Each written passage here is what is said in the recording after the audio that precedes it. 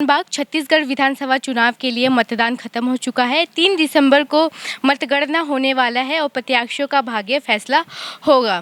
इस वक्त हमारे साथ पत्रकार मौजूद है, आइए उनसे बात। जी, आपका नाम? मोहन कुलदीप, राजनांदगांव से। जिले में अब क्या समीकरण बनेगा और किसका रुझान देखने को मिल रहा है?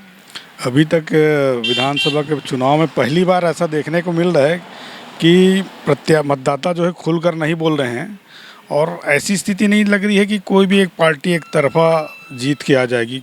मतलब सभी सीटों पर कांटे की टक्कर नज़र आ रही है। मतदाता जो है बहुत खामोशी से मतदान किया है और पहले जैसे इसकी स्थिति बन जाती थी कि इस सीट से ये इतने वोटों से जीत जा रहे हैं करके, लेकिन अभी दोनों ही प्रमुख जो दल हैं, भारतीय जनता पार्टी और कांग्रेस, जो है असमंजस की स्थिति में है। कहीं पर एकदम क्लियर स्थिति नहीं बन पा रही है, इसलिए भी सीधा सीधा एक तरफा कहना ठीक नहीं होगा। अब वो कहें मतगणना का ही इंतज़ार करना होगा। काफ़ी सारे मुद्दे भी रहे हैं जो हावी रहे हैं चुनाव में।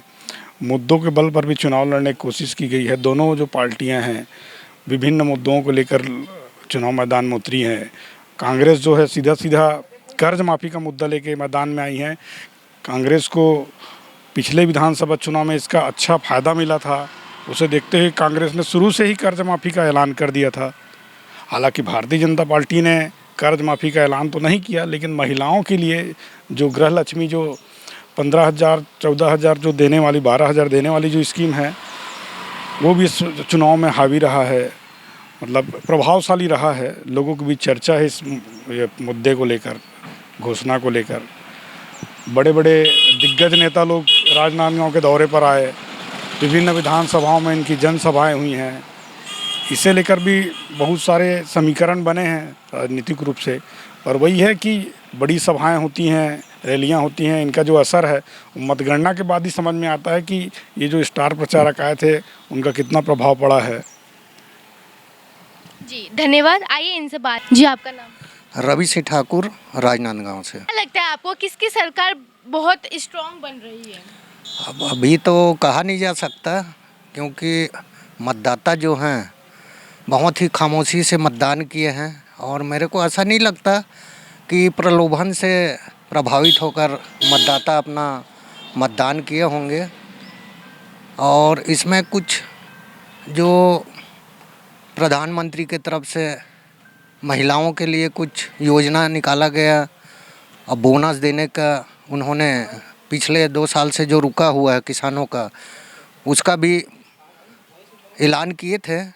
अब देखो आगे क्या होता है, लेकिन ऐसा नहीं है कि सरकार एक तरफा कोई बना पाए। 19-20 का मुकाबला रहेगा। जी, कौन सा मुद्दा सबसे हावी रहा है? मुद्दा वही है कि कर्ज माफ़ी का था और भाजपा के तरफ से घोटाला और भ्रष्टाचार का मुद्दा छाया रहा। लेकिन मेरे को ऐसा लगता है कि आम जनता को इससे कोई मतलब नहीं है और इसी को देखते हुए मतदाता अपना मतदान का प्रयोग किए हैं। जी, ठीक। तो कर्ज माफी का कितना फायदा कांग्रेस को मिलता दिखाई दे रहा है? हाँ, वो तो मिलेगा। किसानों के लिए तो बहुत सुखद वाली बात है।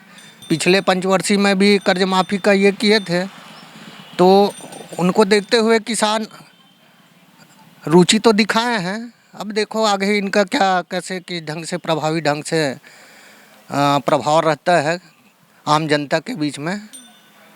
तो इसी को देखते हुए है, उनका मुद्दा तो है किसानों के हित में है, तो कांग्रेस के पक्ष में कुछ वोट पड़ सकते हैं।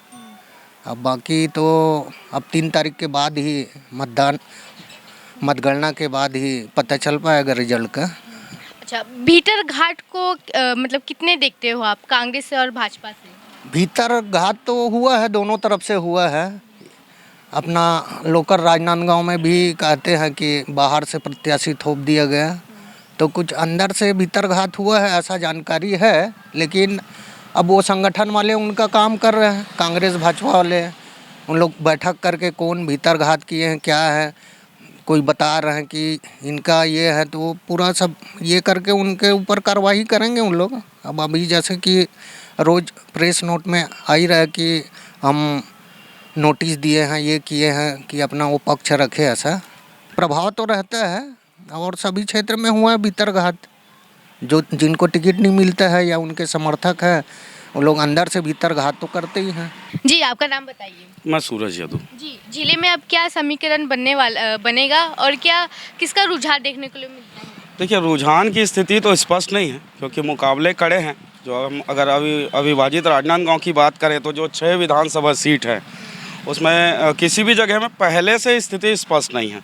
कह सकते हैं राजनांदगांव में पूर्व सीएम चुनाव मैदान में है तो उनको थोड़ा सा बेनिफिट दिख रहा है, मगर बाकी सीटों में कुछ भी जो है स्पष्ट समझ नहीं आ रहा है। वोटर्स भी मौन है, इसलिए रुझान को लेकर अभी कुछ कहना, मुकाबला सभी जगह कड़ा है। मुद्दा को लेके क्या कहेंगे, कौन सा मुद्दा सबसे ज़्यादा हावी पड़ रहा है?